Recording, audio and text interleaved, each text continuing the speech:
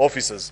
Mr. Speaker, I have observed that this is such a momentous task ahead, and I never imagined a few years ago, Mr. Speaker, that it will be possible after the journey that we have traveled with His Excellency, the Deputy President, in the political side that I belong to, that hardly 2 years down the line, I will have the difficult task of having to move the impeachment motion against him after listening to this case brought to this House by the National Assembly, in the case titled the National Assembly versus His Excellency Gachagua. And the last 2 days, Mr. Speaker, together with other Kenyans, we have watched with lots of bewilderment, hard to believe pronouncements, and difficulty, Mr. Speaker, to believe that here is where we find ourselves as a nation. Despite the many challenges that we have gone through over the years, it was our hope, Mr. Speaker, that public officials would have picked up a lesson or two, especially those that are slightly older than yours truly, and many that are younger than me in this House, Mr. Speaker, and that in their conduct, they will reflect better the skills, demeanor, pronouncements of a leadership, Mr. Speaker, that this country continues to yearn for. Unfortunately, Mr. Speaker, listening to the case that has been brought to us by the National Assembly, I have reason to believe, beyond any doubt in my mind, Mr. Speaker, that they have justified the case that they have brought before us and have been able to ably demonstrate to us and to the country, Mr. Speaker, that there is no other cure by design of our Constitution to the challenges, either political or legal or otherwise, that are being faced, Mr. Speaker, by the workings and the working relationship between the President and his deputy, other than by way of impeachment. And the National Assembly has moved this House, Mr. Speaker, on 11 charges, blow by blow, with citations and examples in broad daylight, Mr. Speaker, showing and mapping, Mr. Speaker, that each charge, how it has been committed, Mr. Speaker, and how it violates either the Constitution or various laws of the Republic of Kenya. And therefore, Mr. Speaker, we are left with very minimal options. I have observed before this House, Mr. Speaker, that the Deputy President is personally known to me. I consider him a friend. I have had the opportunity to interact with him, learn a lot from him, Mr. Speaker, listen to his wise counsel sometimes. But this evening, Mr. Speaker, duty calls. And when duty calls, Mr. Speaker, there is very little that we can do. I am afraid, Mr. Speaker, that as legislators, as servants of the people, we have to listen to what the people are telling us.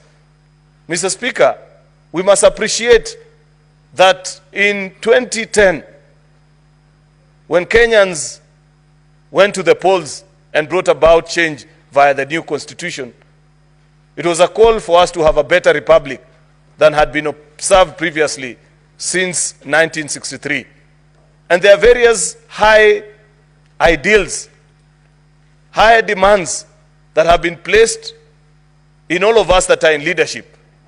And I must add quickly, Mr. Speaker, that as you rise in stature from a member of a county assembly to a member of the National Assembly, senator, governor, deputy president, and eventually even as president, Mr. Speaker, that as you ascend in the hierarchy of leadership, the demands by the Constitution are even more. Number one, because you occupy greater public space, you represent more people. When you speak, Mr. Speaker, you say things that can affect either positively or otherwise the lives of millions of citizens. And therefore, Mr. Speaker, listening to the case that has been laid before us since yesterday by the lawyers of the National Assembly, reading through the bunch of documents that have been presented to us, attached with evidence, Mr. Speaker. I can confirm both to this House and to the country that unfortunately this country must make the difficult decision of having to say goodbye to His Excellency, the Deputy President Rigathi Gachagua, because, Mr. Speaker, the reasons that have been listed have consequences by law of what you do when this happens. The National Assembly has demonstrated before us, Mr. Speaker, that on charge 1, that there are various articles of the Constitution, either through his utterances or his actions, Mr. Speaker, that have led other Kenyans to seriously believe and feel lesser Kenyans, Mr. Speaker, something that we thought we had slayed. We thought that we had worked so hard to build a cohesive society where it didn't matter after a political contest, Mr. Speaker, of who eventually wins, that you'd feel comfortable, you'd feel safe, you'd want to do business in any of our 47 counties, Mr. Speaker, and feel at home.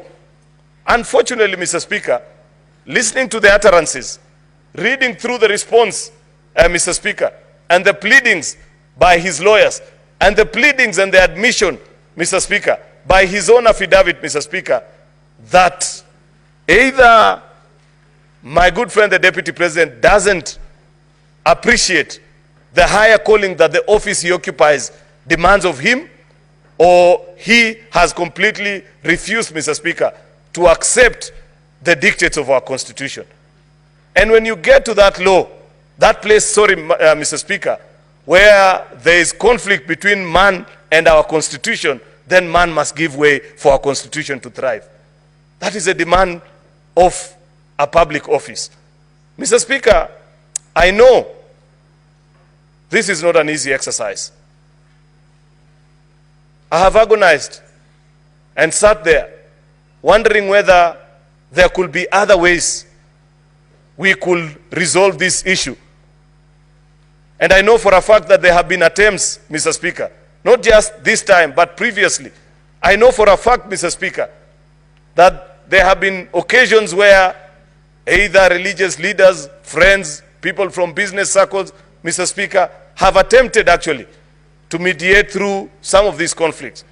But unfortunately, Mr. Speaker, instead of getting better, things have gotten worse.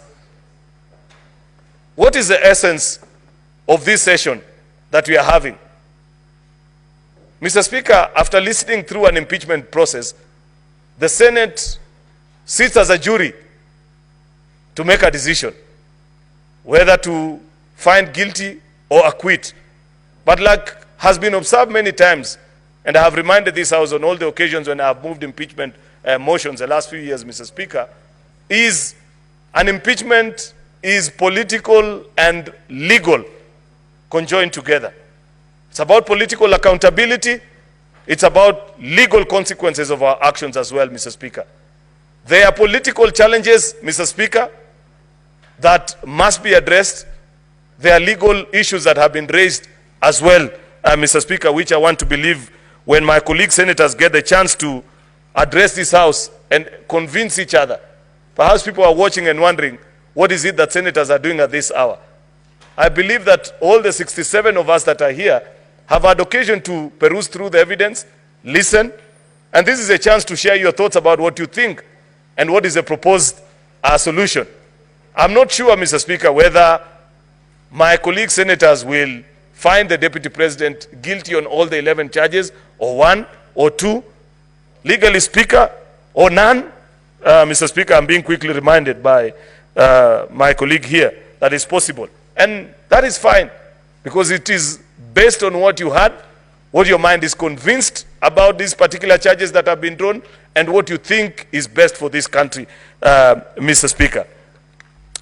I don't intend to be long, because I know, Mr. Speaker, we have agreed that we will do this for not for a very long time. And I know there's so many of my colleagues that want to speak on this particular issue. But there are about 2 or 3 charges that I want to just focus my thoughts on, Mr. Speaker, and perhaps leave the rest to hear, to be convinced this way or the other by what my colleagues will pick.